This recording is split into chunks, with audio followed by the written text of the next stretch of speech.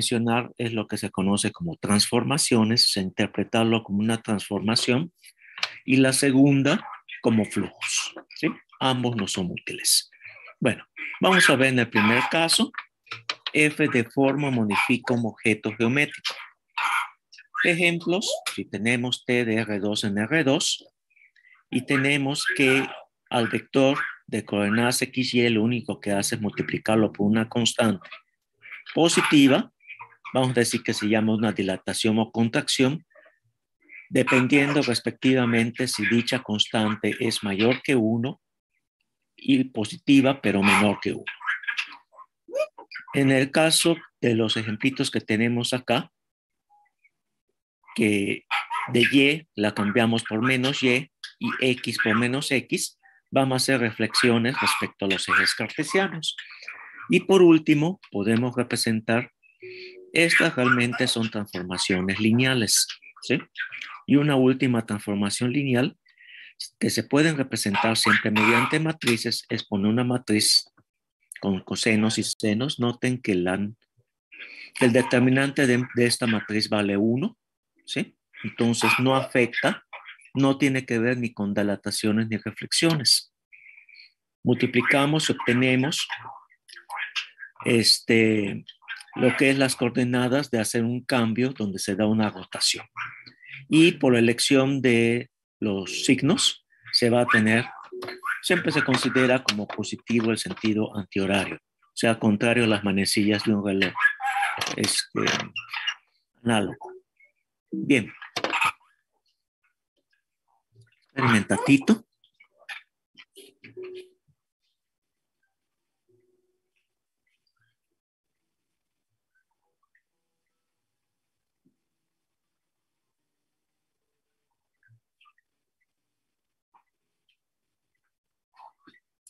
Gracias. Proseguimos. Entonces vamos a verlo. Ejemplos de transformaciones que son las lineales, que era una reflexión respecto al eje de las X, note que aquí el signo menos, y el 2, que nada más se aplica sobre la primera coordenada, significa una dilatación. ¿Sí? Podemos ver fácilmente de esta figura. Me va a mandar en esta, muchas veces con que observemos a dónde nos lanza los vértices 0, A, B y C. ¿Sí? En este otro caso tenemos una dilatación, se duplica el tamaño, pero va a estar dado por una rotación. Eso no se nota, podría pensarse que esto es una reflexión respecto al eje Y, pero noten que A lo manda aquí arriba, a A'.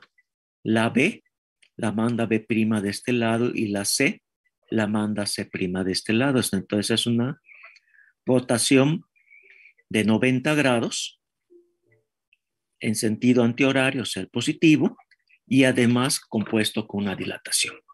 Algo que comentábamos en la clase, me parece que del jueves, es que una pregunta desde el punto de vista, de momento podría parecer meramente matemático, de que si una rotación se puede obtener usando exclusivamente reflexiones y dilataciones. Y aquí hablamos algo que se ve en química orgánica, ¿sí? Que son los compuestos quirales, que viene de la raíz griega here, que significa mano, y se le atribuye a Lord Kelvin, el mismo que conocen de los grados Kelvin, ¿sí? Y en el cual la idea de estos compuestos es que con la mano derecha, por más que la rote, reflejes y demás, bueno, si la reflejas obtienes la mano izquierda, ¿sí? Pero no es posible obtener la mano izquierda solamente con rotaciones y traslaciones, ¿sí? Y ¿cómo se llama? Y dilataciones, sino que es una reflexión. Entonces, esto se ve, se les llamó enantiomorfos, y es la imagen, aquí en matemáticas, reflejada en una figura que no puede asignarse a esta usando solo rotaciones y dilataciones. Pero encontró el ejemplo más que me vino más a la mente es de la química orgánica, de obtener moléculas, ¿sí? Moléculas químicas donde químicamente ese es el mismo compuesto de este. Los dos tienen un radical metilo, 2 átomos de hidrógeno y 1 de bromo en este ejemplo, pero tienen propiedades químicas completamente, a veces distintas, ¿sí? Y esto se les dio el nombre de compuestos de estrógenos o levógenos, porque notaron los químicos que al pasar en una solución en luz polarizada, esta se desviaba hacia la derecha o hacia la izquierda. Y son muy útiles en la industria farmacéutica, pero también la de alimentos, etcétera. Bueno, eso es lo de la crialidad, con lo cual estamos respondiendo que no es posible obtener una reflexión usando solamente rotaciones y dilataciones. ¿Sí? Bueno, el segundo es verlo como flujos. Un campo vectorial en IM mayores que 2 de dimensiones. Es claro que la gráfica de un campo vectorial no sería muy difícil de visualizarlo, porque al menos por ser las dimensiones tanto del dominio como del contradominio mayores o iguales que 2, mínimo su gráfica estaría en R4.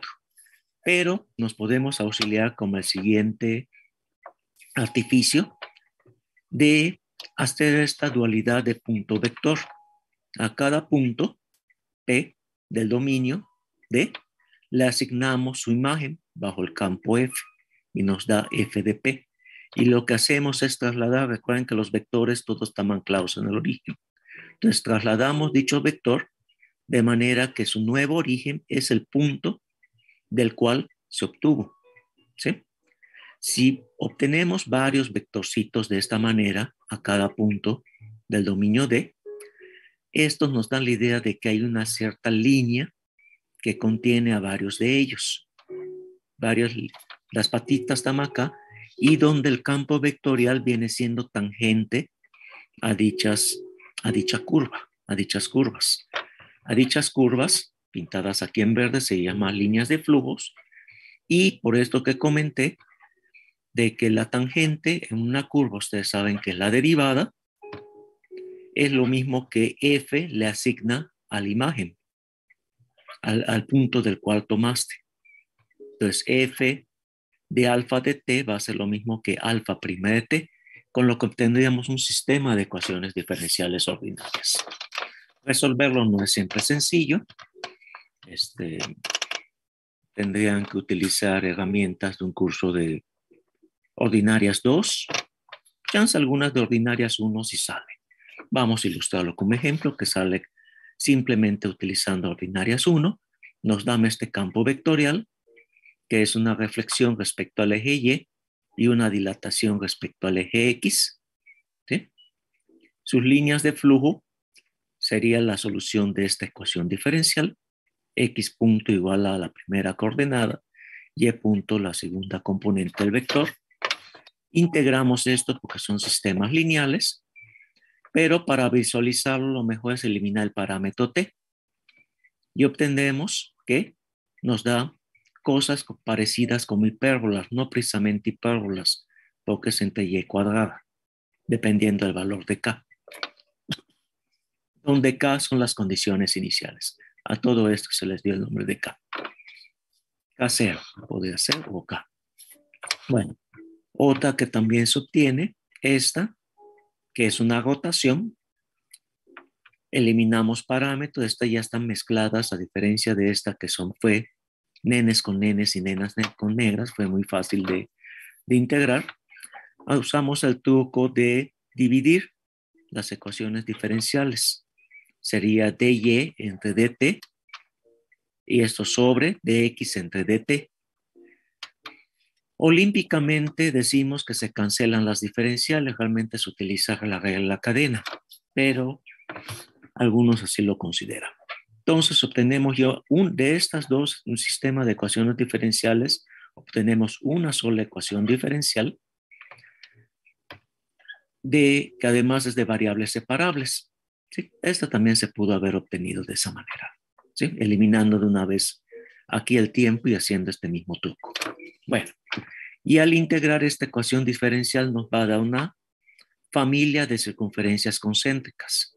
Si damos la condición inicial, nos sale que el radio es precisamente la suma de cuadrados de la condición inicial. Significa que si da un punto sobre la circunferencia, la solución se va a quedar rotando sobre dicha circunferencia sin salirse. Y lo que obtenemos para cada condición inicial, una circunferencia, obtendríamos un barrido de todo R2, lo llenamos con puras circunferencias. Estas serían las líneas de flujo. Los campos vectorial estaría asignado en cada punto el vector, ¿cómo se llama? Tangente a ellos. ¿Alguna pregunta? No, profe, todo bien. Digo, nomás estoy repasando rápidamente lo que vimos el jueves para agarrar otra vez el hilo, ¿no? Porque sé que ustedes están ya más sobre el examen corto que el rollo que yo les echara el jueves.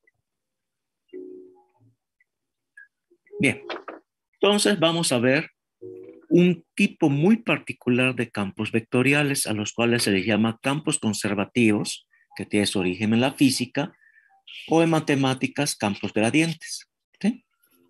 Bueno, vimos integrales ya de línea y teníamos que si un campo vectorial es el gradiente de una función, que es el teorema fundamental de las integrales de línea, sacar la integral de línea de f equivale a, como el teorema fundamental, esta sería como, por decir, la antiderivada, pero es un campo escalar, ¿sí?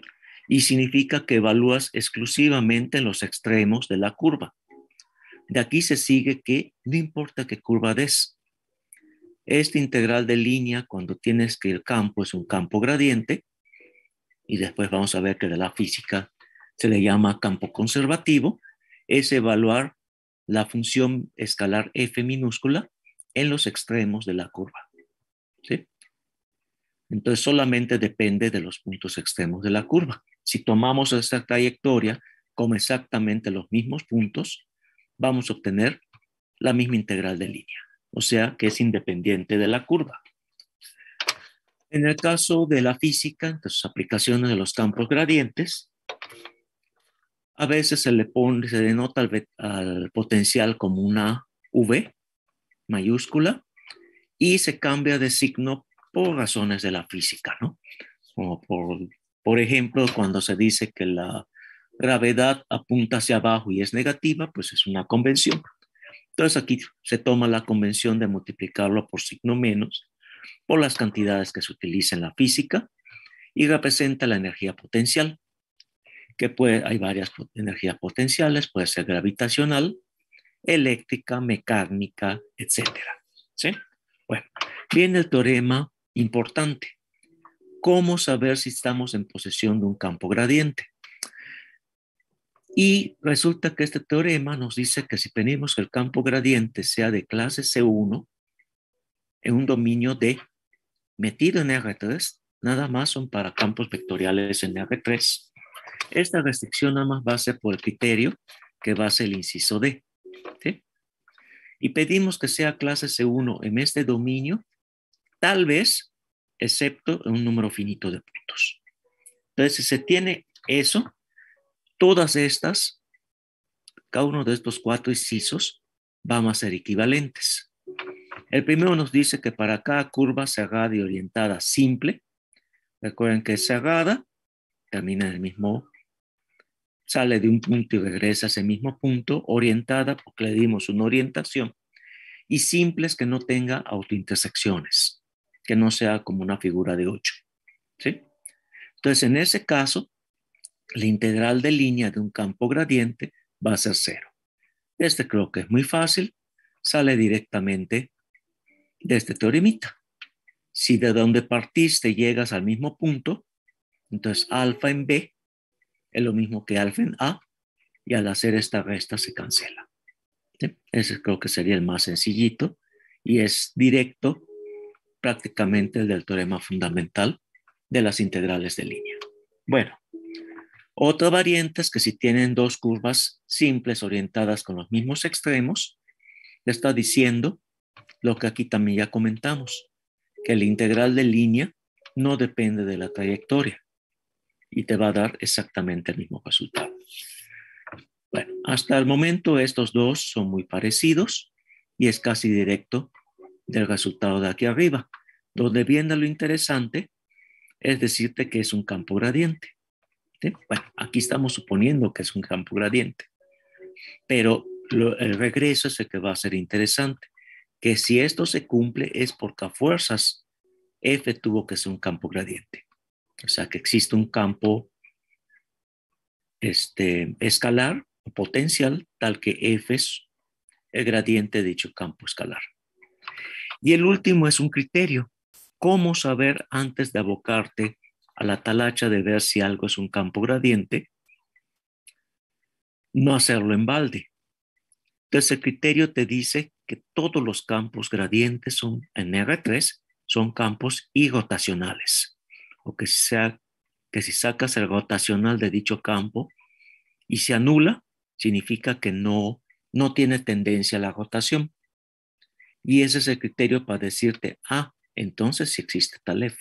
Entonces el último es un criterio, pero recuerden que el rotacional se define en R3, de ahí a la restricción que esto esté en R3. Algunas de estas condiciones son válidas, aunque no estés en R3.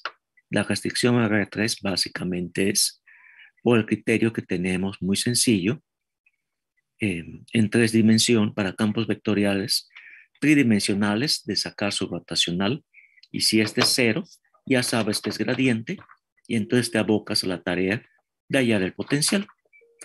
Voy a ver nada más uno de los cuantos, todas estas son equivalentes, uno de los cuantos sentidos, porque en un momento dado, en uno de ellos se va a tener que hacer uso del teorema de Grimm, que lo estamos dejando para el último de esta sección. Bueno, no de hoy, yo creo que lo veríamos el jueves, el teoremita de Grimm. Nada más estoy repasando para agarrar el hilo lo que vimos el jueves. Bien, entonces vamos a ver que C implica D, pues es trivial, ¿no? C implica D, si es un gradiente y a un gradiente le saca rotacional, el rotacional de un gradiente es 0. Es de lo que vimos de, como vimos, como se llama gradiente rotacional y divergencia. Es una propiedad, es una identidad, digamos, de funciones vectoriales, ¿sí? De cálculo vectorial. Siempre rotacional de un gradiente es nulo. Entonces, que C implique D es trivial. Que D implica A es donde me vamos a tener que esperar, porque ese utiliza el teorema de Grimm.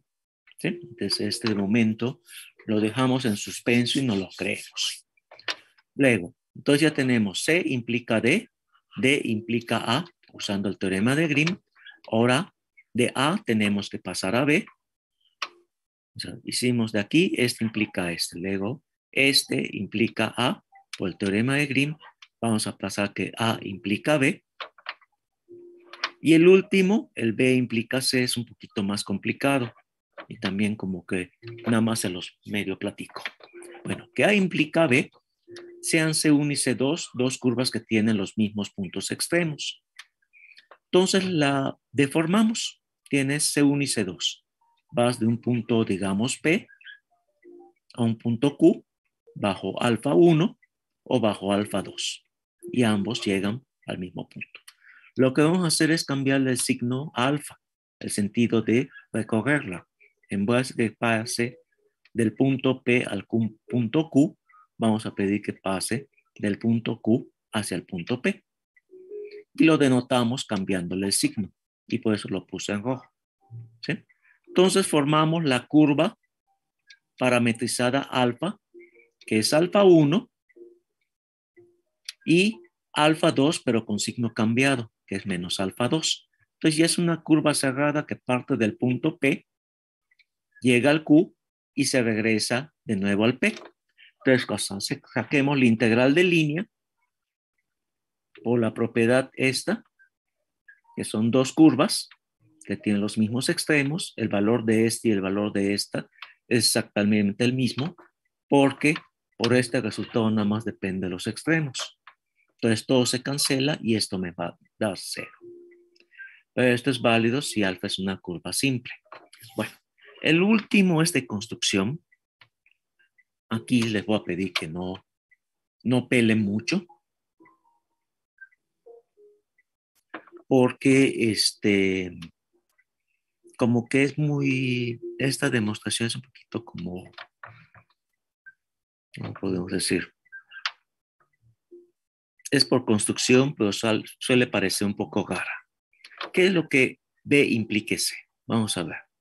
B es que tengamos dos curvas ser simples y orientadas que tengan los mismos extremos, y vamos a ver que el campo vectorial F a fuerzas tuvo que ser un campo gradiente. Entonces hay que ver que se puede construir un potencial tal que F sea el gradiente de dicho potencial. Bueno, entonces es lo que les dije que es un poco truquiente. Para simplificar, vamos a partir de un punto que sea el origen y vamos a llegar a un punto que es de coordenadas X, Y, Z arbitrarios y sea alfa su parametrización. Vamos a dar como F, vamos a definirla como la integral de línea del campo F a lo largo de dicha curva alfa. La parametrización de la curva C, que va a unir el punto que es el origen con este de coordenadas X, Y, Z. Bueno, esta curva se va a construir de manera medio tramposa. Primero, vamos a tener que, vamos a integrar el campo vectorial F tiene coordenadas o componentes más bien, F1, F2 y F3. Entonces F1 la hacemos depende exclusivamente de la X, que le cambiamos de nombre y ponemos en los límites de integración la X. O sea, va a ser recorrer este segmentito de recta, ¿sí? Que va del origen al X00, ¿sí? Diferencial de T. Y esa se hace para la primera componente del campo vectorial F. Luego, dejamos ya fija la X ya que llegamos acá. Noten que aquí ya X es constante, es el mismo. Y nada más nos desplazamos sobre Y, sobre el segmento de recta que va de X, 0, 0, a X, Y, 0. ¿Sí? Este segmento de recta. Y este lo vamos a integrar exclusivamente respecto a la segunda componente del campo vectorial que es F2 y la segunda componente del vector X, Y, Z. Nada más respecto a este se hace la integración con límites desde 0 hasta Y. Aquí es 0 en Y y aquí vale Y. Y finalmente dejamos fijos, ya que llegamos aquí a este punto, se dejan fijos la X e Y solamente se va a integrar la tercera componente que es F3 respecto a la variable, a la tercera variable, que es la Z. Y cuando se haga eso, se va a tener que F es este campo vectorial con componentes F1, F2, F3. Y es claro que este campo vectorial, por construcción, este nada depende de la X. Este solamente depende de la Y, porque considera la X constante, y Z es 0. Y este último, la X e Y ya son fijas y el único que se está integrando es la Z. Entonces, cuando saquemos, por ejemplo, la parcial de la F chirres que estamos construyendo, respecto de Z, me va a dar F3. Pero F3, este y este se cancela y la componente de el campo vectorial F3 precisamente de F mayúscula. ¿Sí? Si se permutan las X, Y, Z, vamos jugando con ellas para sacar las parciales. Vamos a tener que la parcial respecto de X de la FCP1, que es la primera componente del campo vectorial F. La parcial de F minúscula respecto a Y es F2. Por lo tanto, hemos, por construcción, obtenido que F es el gradiente de cierta función de cierto campo escalar F chivas. Digo, este es el que se ve como medio que no me la creo mucho, ¿no? Pero es por construcción. ¿Alguna pregunta? No, profe, ninguna. ¿No? Bueno, entonces proseguimos para terminar con este material. Corolario. Si F es un campo vectorial nada más en R2 de clase C1, cuyas componentes son P y Q, en vez de F1 y F2, le vamos a llamar P y Q. Esto va a aparecer en el teorema de Grimm, ¿sí? Normalmente se les llama PQR, pero en este caso nada más van a tener PQ porque está en R2. Tal es que, noten, sacamos la parcial de P respecto de y esta es la parcial de Q respecto de X. Entonces, F es el gradiente de dicho campo escalar, pero esto nada más en R2. ¿Sí?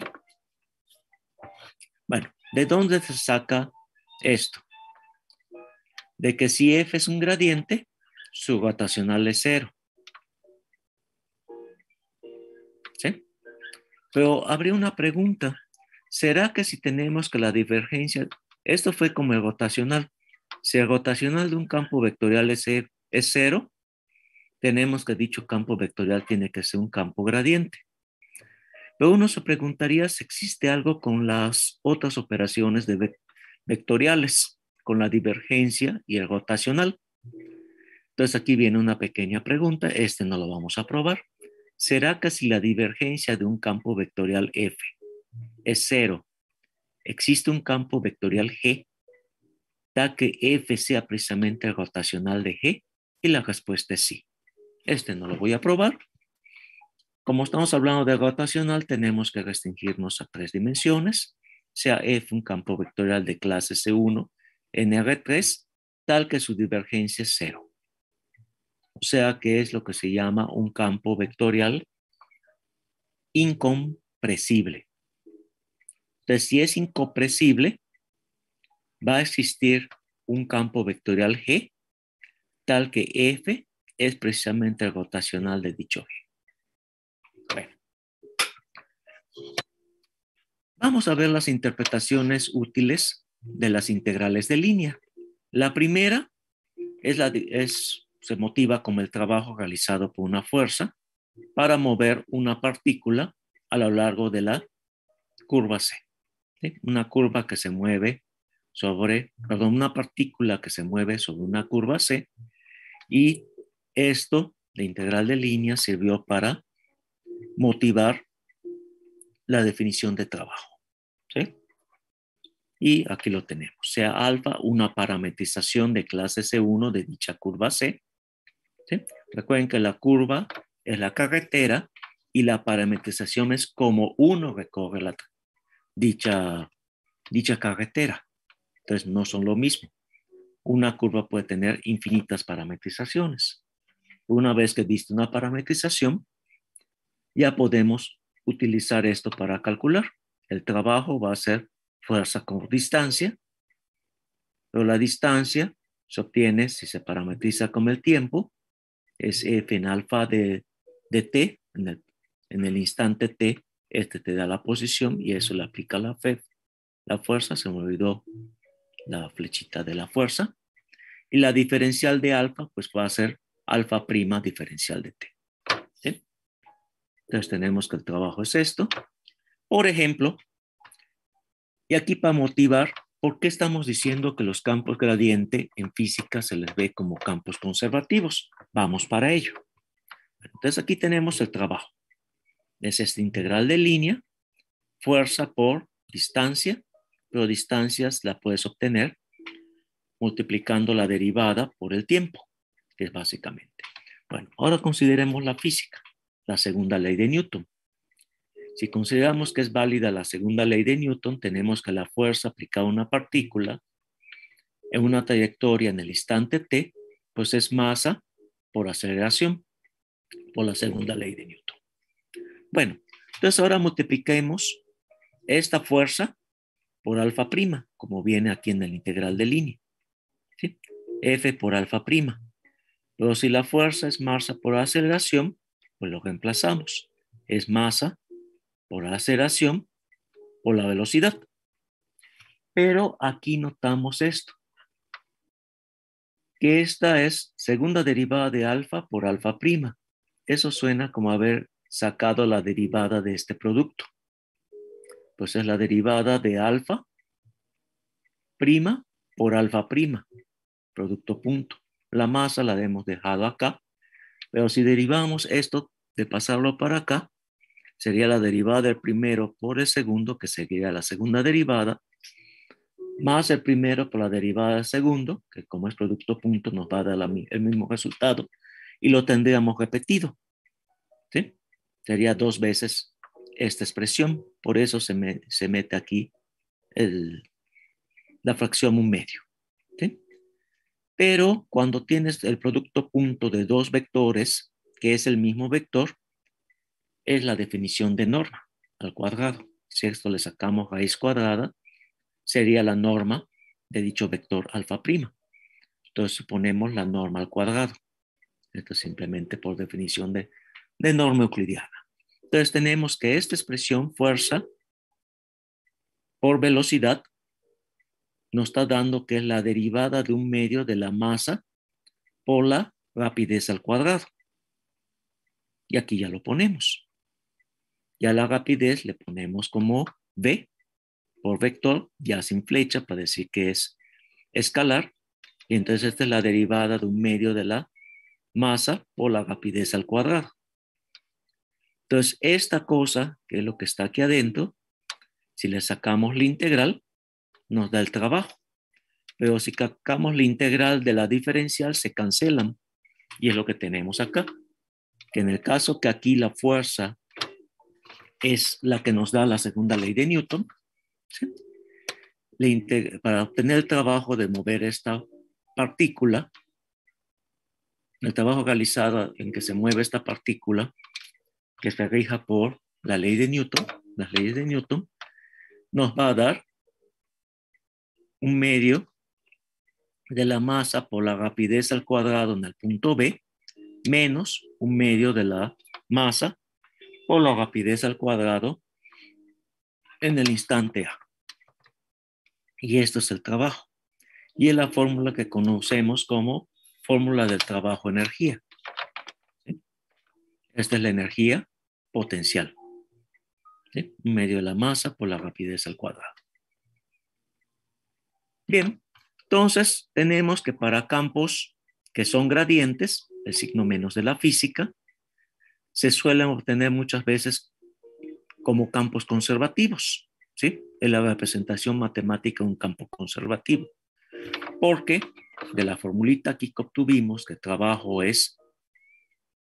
se obtiene en términos de la energía potencial, la fórmula de trabajo-energía sería esta.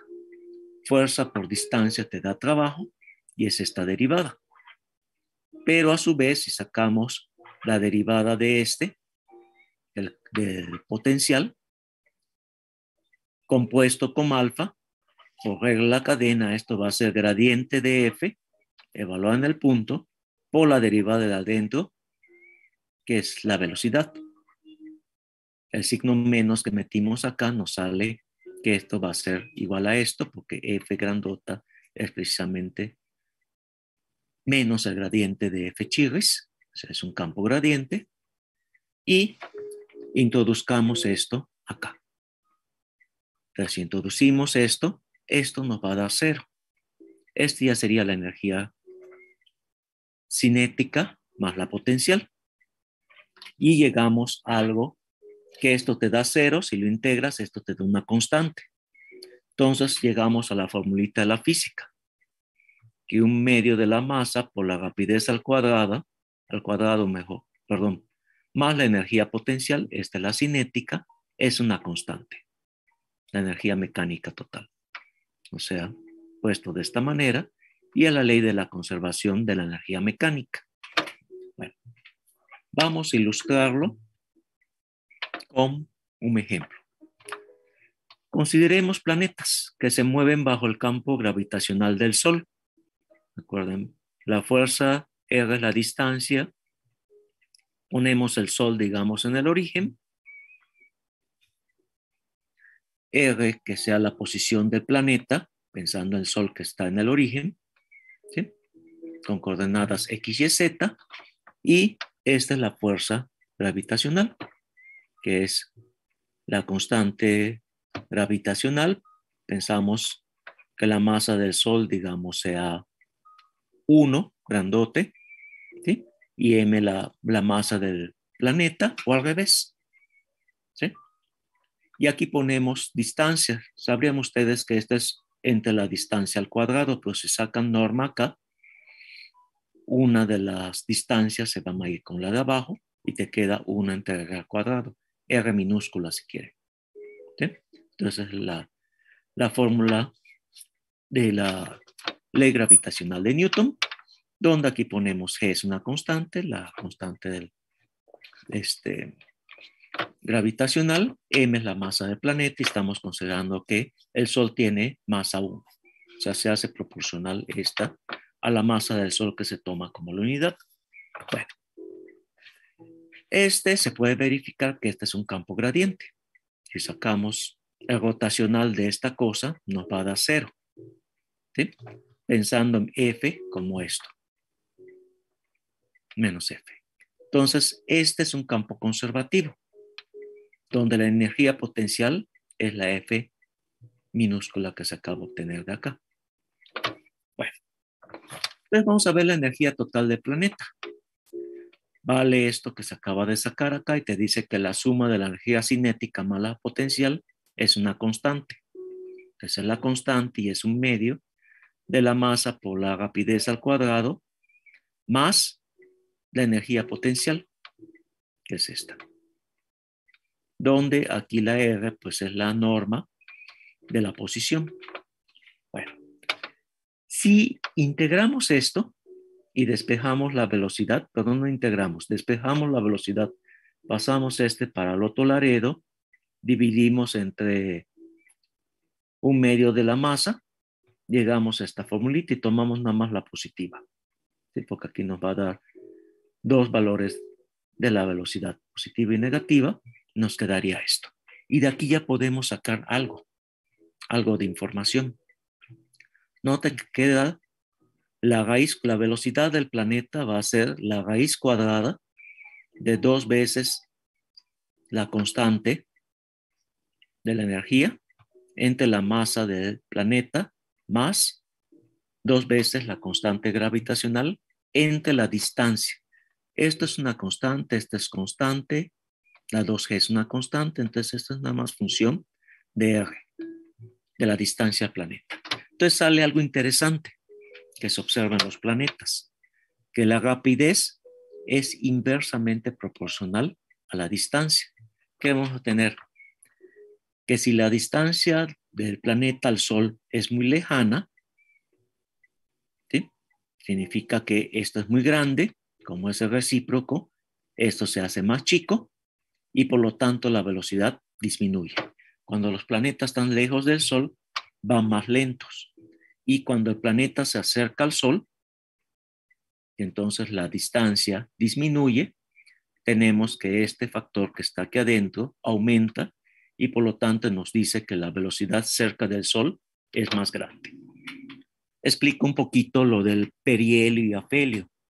Cuando está el planeta cerca del Sol, gira más rápido alrededor del Sol bajo esta regla que sale combinando la segunda ley de Newton prácticamente, la energía, que es la conservación de la energía, y nos dice que el planeta se vuelve más rápido cuando está cerca del Sol y su velocidad disminuye cuando está lejos. Bueno, si quieren aquí le terminamos. Nada más será repasar este material y entre el jueves y el viernes vería yo el teorema de Grimm.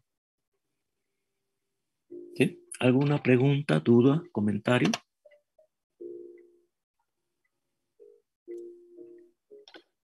Los teoremas que mencionó en la diapositiva pasada, ¿Cuál? Perdón.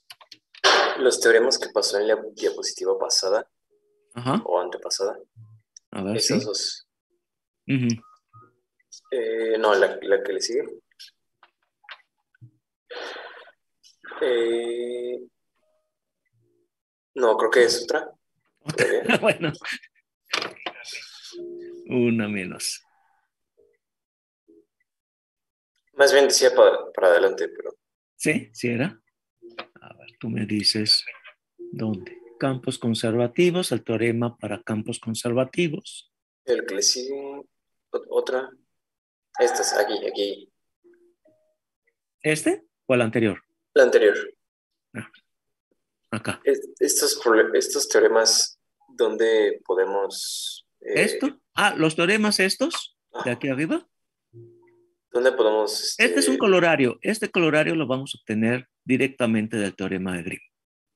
Bueno, este colorario de hecho es directo es un colorario de este teorema. ¿Sí? De este teorema te sale porque si P es de esta forma, nota, aquí sacas el rotacional, ¿no?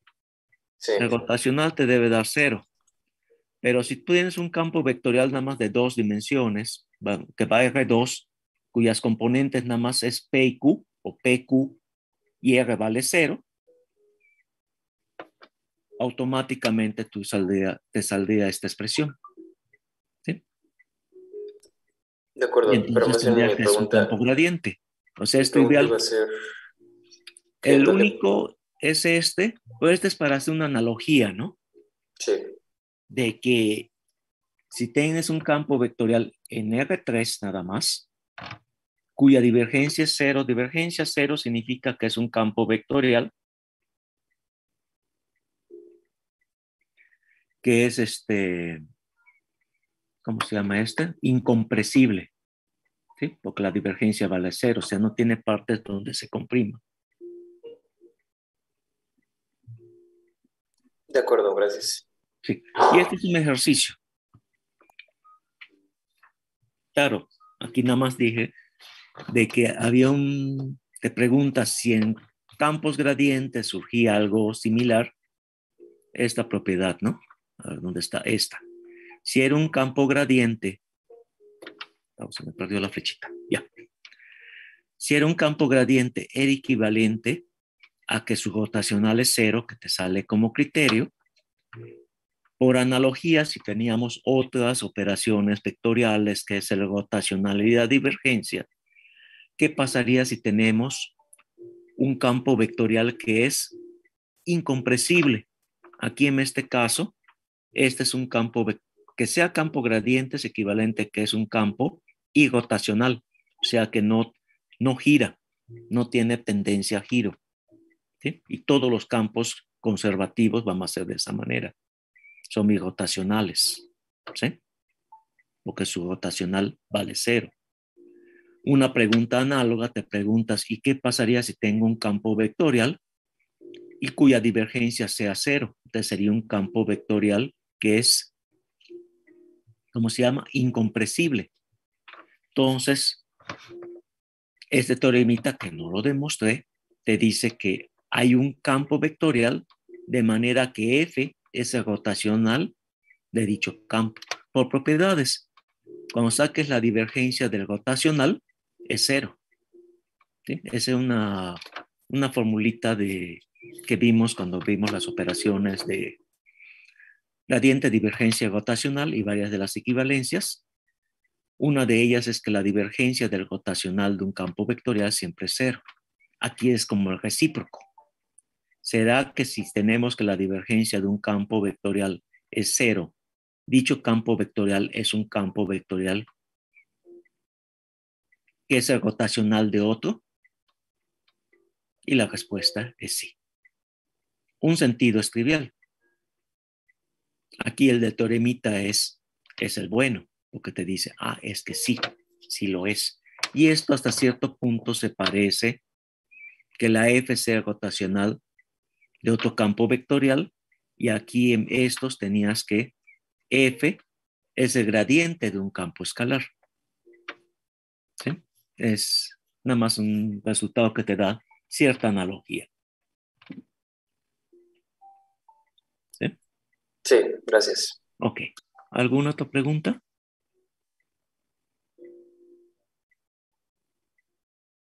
¿No?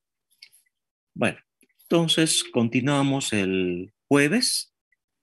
Bueno, que los miércoles no tenemos clase. El jueves para empezar ya el teorema de Grimm.